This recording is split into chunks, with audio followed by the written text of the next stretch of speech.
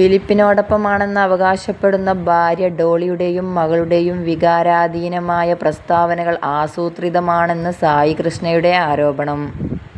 2024 സെപ്റ്റംബറിൽ ഇരുവരും നിയമപരമായി വിവാഹമോചനം നേടിയവരാണെന്നും 2020 മുതൽ വേർപിരിഞ്ഞാണ് താമസിക്കുന്നത് എന്നും അദ്ദേഹം പറയുന്നു.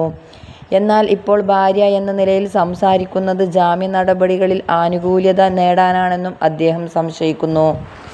വിവാഹമോചനത്തിന് ശേഷം ഡോളി പേര് മാറ്റിയതായും VRS എടുത്തത് സെറ്റിൽമെന്റിന്റെ ഭാഗമായിട്ടാണ് എന്നും മറ്റൊരു വെളിപ്പെടുത്തൽ.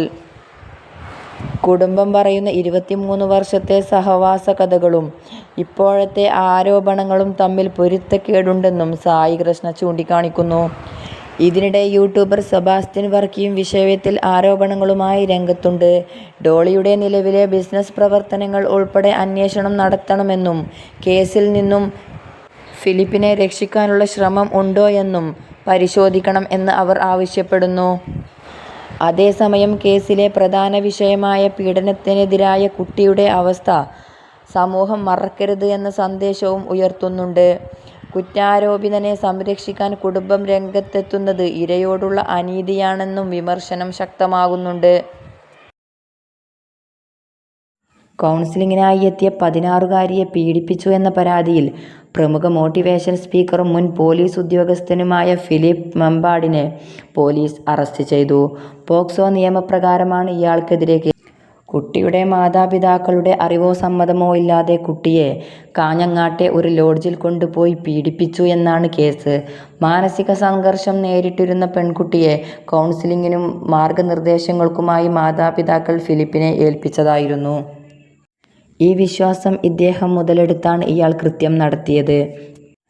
പെൺകുട്ടി ചൈൽഡ് ലൈനിൽ നൽകിയ മൊഴിയുടെ അടിസ്ഥാനത്തിലാണ് അന്വേഷണം ആരംഭിച്ചത്.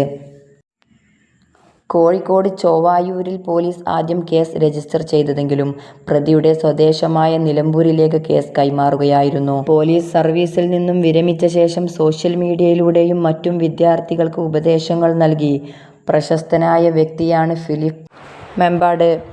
കേസിലെ യാഥാർത്ഥ്യങ്ങൾ കോടതിയിലാണ് തെളിയിക്കേണ്ടത്. പക്ഷേ പൊതുവേദികളിലെ പരസ്പര ആരോപണങ്ങൾ വിഷയത്തെ കൂടുതൽ വിവാദങ്ങളിലേക്കാണ് ഇപ്പോൾ നയിക്കുന്നത്. ഡിവോഴ്സ് ചെയ്താലും മുൻ ഭർത്താവിനു വേണ്ടി ന്യായീകരണം നടത്തിയ ഭാര്യയെക്കുറിച്ച് എന്ത് പറയാനാണ്?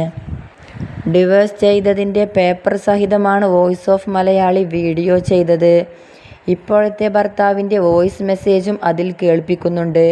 ഞങ്ങൾ 4 വർഷമായി ലിവിങ് ടുഗദറിലാണെന്നായിരുന്നു അയാൾ പറഞ്ഞത്. ഫിലിപ്പ് കുടുംബം നോക്കുന്നില്ല, പിള്ളേരെ നോക്കുന്നില്ല, അങ്ങനെയൊക്കെയുള്ള കാരണങ്ങൾ അതിൽ വ്യക്തമാണ്. മറക്കല്ലേ. സപ്പോർട്ട് ചെയ്യാത്ത കൂട്ടുകാർ എന്തായാലും നമ്മുടെ ചാനൽ സപ്പോർട്ട് ചെയ്യണേ. എനിക്ക് വേദിയിൽ പറയാൻ മടിയൊന്നുമില്ല. എല്ലാവിധ ലഹരി പദാർത്ഥങ്ങൾ ഉപയോഗിച്ചൊരു വ്യക്തിയാണ് എന്റെ ബാല്യ കൗമാര കാലഘട്ടം. എന്റെ ശരീരത്തിന് ഷർട്ട് അഴിച്ചാൽ ഏകദേശം ഒരു 25ഓളം ആഴമുള്ള മുറിപ്പാടുകൾ നിങ്ങൾക്ക് എണ്ണിയെടുക്കാനുണ്ടാവും. അതെല്ലാം എന്റെ ജീവിതം എന്നെ മുൻപോട്ട് നയിക്കുന്ന ആഴമേറിയ മുറിപ്പാടുകളാണ്. സമൂഹം എനിക്ക് തന്ന മുറിപ്പാടുകളാണ്. അതെല്ലാം മുംബൈയുടെ തെരുവുകളിലും ചെന്നൈയിലും രാത്രിയുടെ ഇരുട്ടിന്റെ മറവിലെല്ലാം എനിക്ക് കിട്ടിയ പ്രഹരങ്ങളാണ്. പക്ഷെ ഇന്നതെല്ലാം ജീവിതത്തിന്റെ മുൻപോട്ട് എന്നെ നയിക്കപ്പെടുന്നുണ്ട്. ജീവിതത്തിൽ ഇന്ന് ഒരുപക്ഷെ ഇപ്പൊ ഞാൻ കേരള പോലീസിന്റെ ഭാഗമല്ല, നിങ്ങളെപ്പോലെ ഞാനൊരു സിവിലിയനാണ്. 7 വർഷവും 2 മാസവും സർവീസ് നിലനിൽക്കെ രാജി എഴുതി കൊടുത്തുകൊണ്ട് ഞാൻ അത് കേരള പോലീസിന് വലിയ നഷ്ടമൊന്നുമല്ല. ഫിലിപ്പ് മെമ്പാർഡ് എന്ന് പറയുന്ന സബ് ഇൻസ്പെക്ടർ അല്ലെങ്കിൽ 100 സബ് ഇൻസ്പെക്ടർമാർ റിക്രൂട്ട് ചെയ്യാൻ സർക്കാർ സംവിധാനമുണ്ട്. പക്ഷേ എന്നെ പോലെ വേദികളിൽ നിന്ന് വേദികളിലേക്ക് സംസാരിക്കാൻ ഒരു പക്ഷേ ഫിലിപ്പ് മെമ്പാർഡ് റിക്രൂട്ട് ചെയ്യാൻ ആർക്കും കഴിഞ്ഞെന്ന് വരില്ല. എൻ്റെ ജീവിത അനുഭവങ്ങൾ ഞാൻ എൻ്റെ മക്കളോട് പങ്കുവയ്ക്കാറുണ്ട്. ഒരുപാട് അനുഭവങ്ങൾ ജീവിതത്തിൽ കിട്ടാറ്. ഇന്ന് സർക്കാർ സംവിധാനത്തിൽ 86,000 രൂപ അവസാനത്തെ ശമ്പളം വാങ്ങി ഇൻസ്പെക്ടർ ഇരിക്കുമ്പോൾ ഒരുപക്ഷെ അത് കേരള പോലീസിന് വലിയ നഷ്ടമൊന്നുമല്ല. ഫിലിപ്പ് മെമ്പാർഡ് എന്ന് പറയുന്ന സബ് ഇൻസ്പെക്ടർ അല്ലെങ്കിൽ 100 സബ് ഇൻസ്പെക്ടർമാർ റിക്രൂട്ട് ചെയ്യാൻ സർക്കാർ സംവിധാനമുണ്ട്. പക്ഷേ എന്നെ പോലെ വേദികളിൽ നിന്ന് വേദികളിലേക്ക് സംസാരിക്കാൻ ഒരു പക്ഷേ ഫിലിപ്പ് മെമ്പാർഡ് റിക്രൂട്ട് ചെയ്യാൻ ആർക്കും കഴിഞ്ഞെന്ന് വരില്ല. എൻ്റെ ജീവിത അനുഭവങ്ങൾ ഞാൻ എൻ്റെ മക്കളോട് പങ്കുവയ്ക്കാറുണ്ട്. ഒരുപാട് അനുഭവങ്ങൾ ജീവിതത്തിൽ കിട്ടാറ്. ഇന്ന് സർക്കാർ സംവിധാനത്തിൽ 86,000 രൂപ അവസാനത്തെ ശമ്പളം വാങ്ങി 6 മാസങ്ങൾക്ക് മുമ്പ് സർക്കാരിൽ നിന്ന് രാജി എഴുതി കൊടുത്ത് പുറത്തു പോകുന്നു. ഇന്ന് 60,000 രൂപ. ഉദ്യോഗസ്ഥനാണെങ്കിൽ ഇപ്പൊ നിലവിൽ ഞാൻ പോലീസുകാരനല്ല. കാരണം സർവീസ് രാജിവെച്ചുകൊണ്ട് BRS എടുത്തുകൊണ്ട് ഞാനിപ്പോൾ മോട്ടിവേഷൻ മേഖലയിലാണ്. അപ്പോൾ എൻ്റെ ഒപ്പമുള്ള സുഹൃത്തുക്കൾ കേരളത്തിലെല്ലാം ഉണ്ട്, 100 SIമാരുണ്ട് പല സ്റ്റേഷൻ. അവരൊക്കെ പറയും നിനക്ക് നല്ല സുഖമാകുമ്പോൾ PM ഇല്ല, ഇൻക്വസ്റ്റ് ഇല്ല, ഡ്യൂട്ടി ഇല്ല,